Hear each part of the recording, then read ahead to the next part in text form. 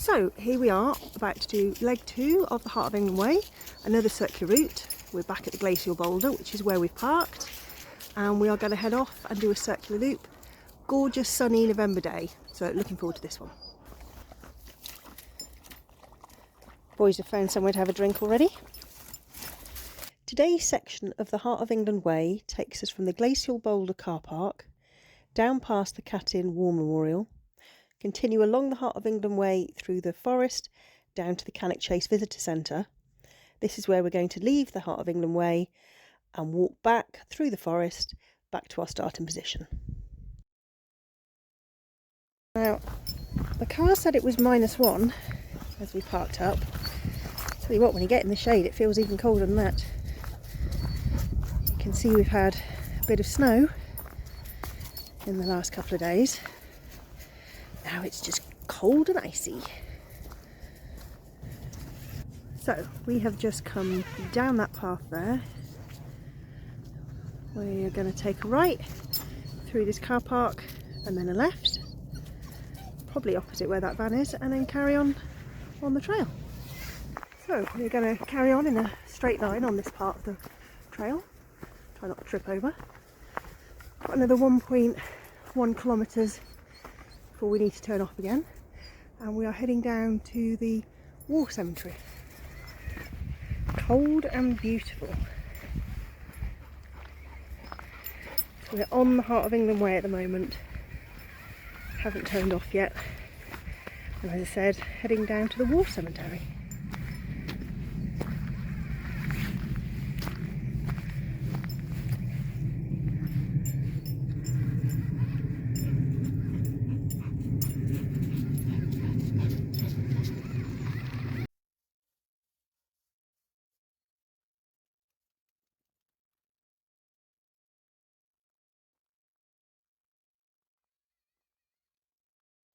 So we've come to this junction in the woods.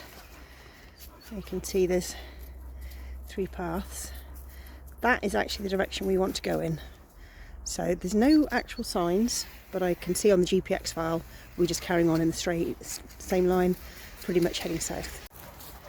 So we're just heading a very gentle downhill, and you'll hear a road noise ahead of us. That's Camp Road, which the Heart of England Trail sort of touches upon, and then we'll turn left. So best get Bailey back on the lead before we get too close to the road. So this is the War Memorial.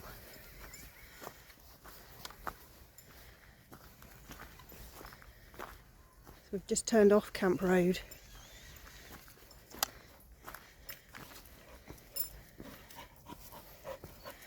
As you can see, this is a war memorial to the 25,000 Polish prisoners of war who were murdered on Stalin's orders.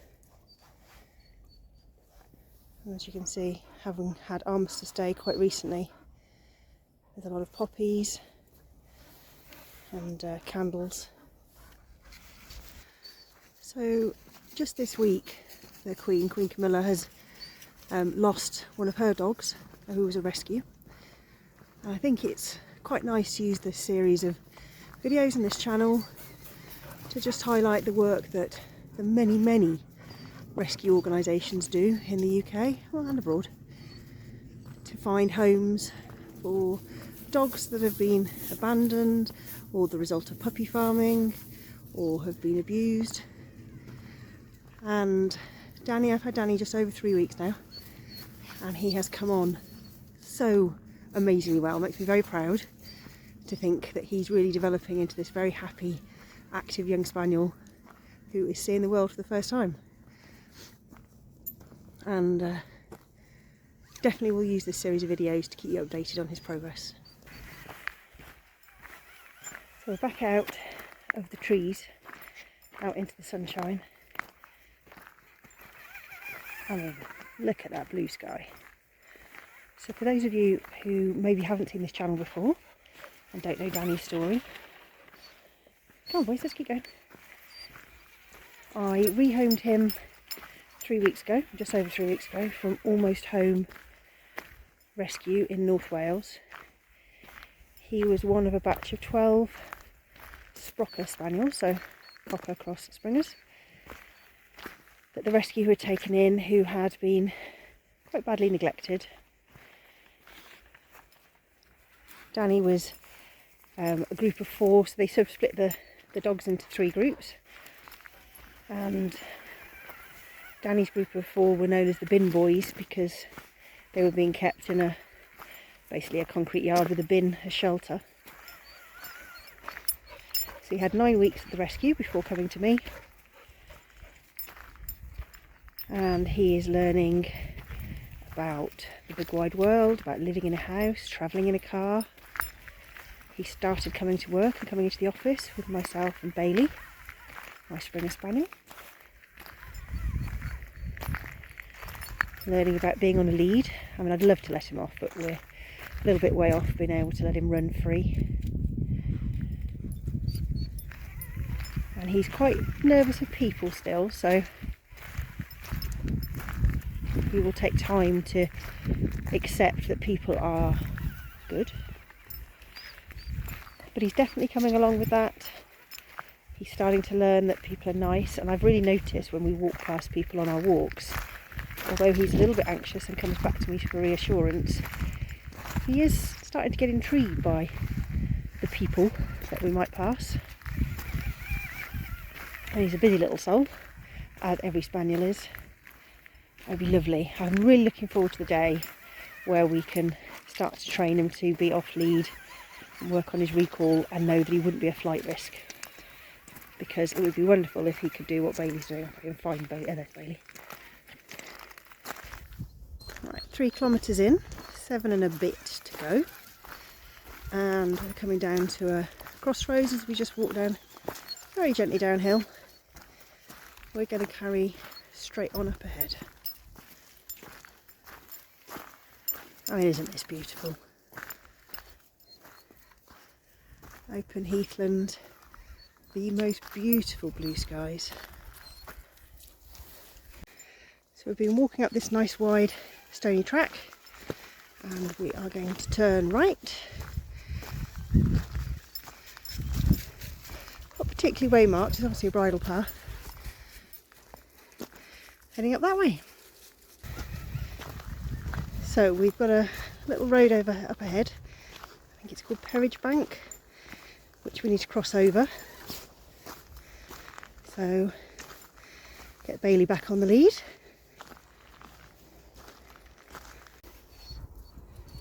So this section is through Forestry Commission land and a few lefts and rights along a series of bridle paths, but following the GPX file, and so far we haven't gone wrong. It's much cooler because obviously the trees are blocking the daylight, but nice clear path even though it's been snowing. Perfect walking.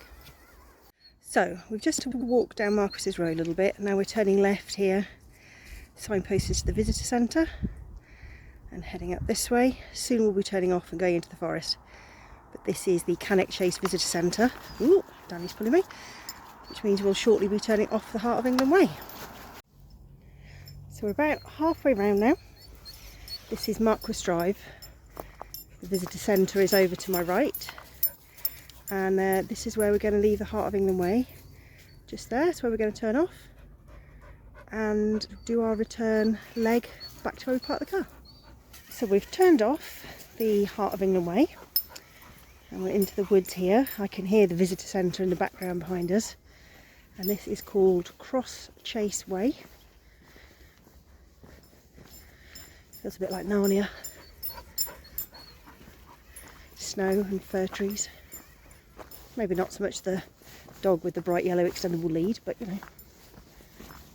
So we're just crossing over a mountain bike track. As you can see, there's a few different routes on the chase for mountain bikers. And this particular one is called Evil Slab. No idea why, that's quite amusing.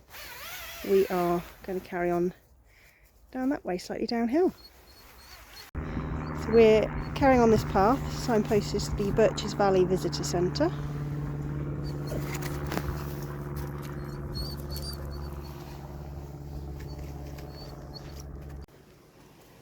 That rather stinky puddle is where this Where the stinky dog has just been. Yeah, looking very pleased with himself. It's got a crossroad of paths. Hoping that diversion sign isn't for us, but we're heading up there. Let's go. So we're coming up this bridle path, which was actually steep enough to get me a bit out of breath. Ooh, getting towed. Going up to this set of houses.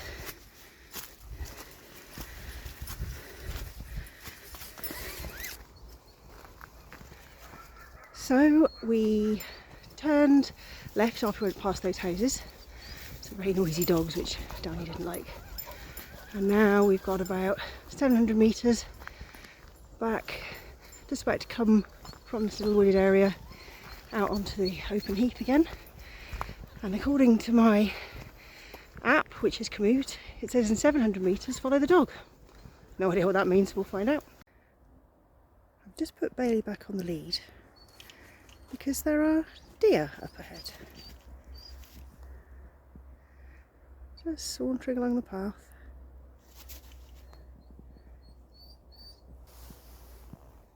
He's definitely seen them.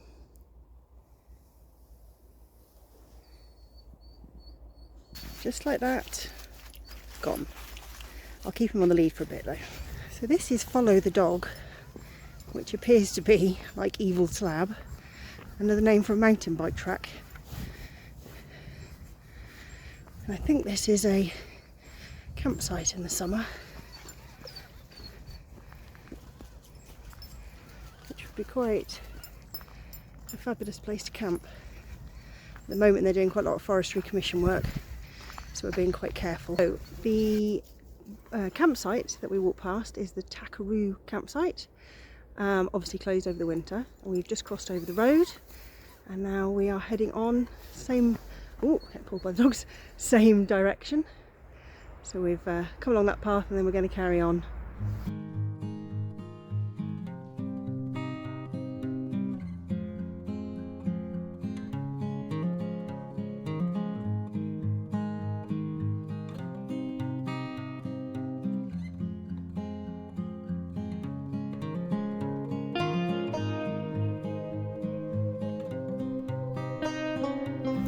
Come on, boys. So this is Kingsley Wood Road.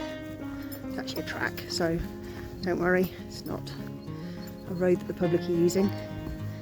And shortly we're going to go up past the Cadet Training Centre. We're probably, well, we're more than 3/4 of the way around now. It's definitely chilly as soon as you're not in the sun. I think the boys are still happy. So we've just walked through a section of woodland for about 1 kilometre, I guess. That was quite cold. And we're just coming back into the sun. Look at this. And we're about to cross over the stepping stones. So we're just literally, met the point. Hold on, I'm getting towed by an excited spaniel. We crossed over this point on stage 1.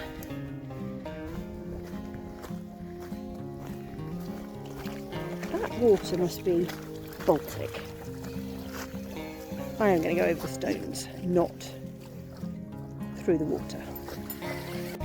So this is the last little climb up from where we crossed the stream, where the stepping stones were, heading back to the glacial boulder. It's quite icy up on this little path.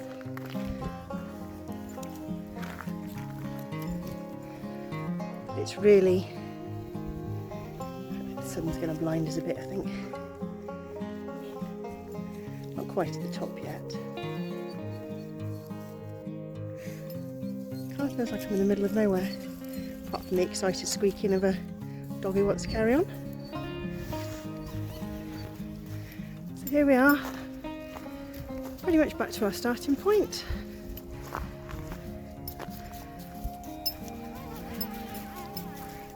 Definitely where some of the snow has melted today and then refrozen. couple of the passes are a bit icy. But generally, here we go, back at the glacial boulder. Try not to trip over the spaniel. We've had a lovely about 6.5, I'll work out exactly, mile, so 10 and a bit kilometre walk. And here we are.